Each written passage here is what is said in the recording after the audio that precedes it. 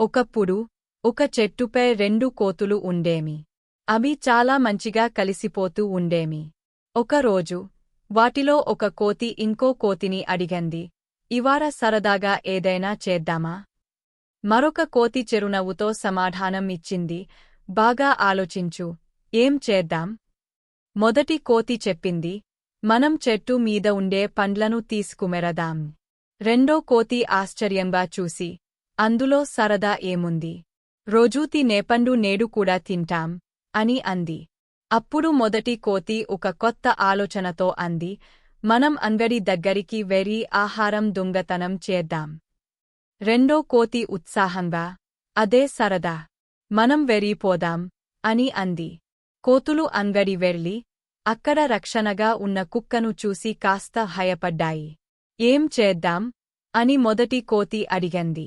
రెండో కోతి చెప్పింది, నన్ను అనుకరించు. అది కుక్కను పిలిచింది మరియు ఎముకను చూపించింది. కుక్క దాని వెంట పరిగెత్తింది, అది దూరంగా తీసుకెళ్ళింది.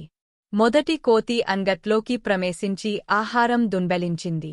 మరికొన్ని నిమిషాల తర్వాత రెండో కోతి కూడా తిరిగే వచ్చింది. మొదటి కోతి ఉత్సాహంగా చెప్పింది, ఇప్పుడిక మనం పండ్లు తినటానికి అవసరం లేదు. నువ్వు అడ్జస్ట్గా ఏశావ్. రెండో కోతి నవ్వుతూ అంది, అది సరదా. మరియు తేలికగా దొరికిన ఆహారం మరింత రుచికరంగా ఉంటుంది.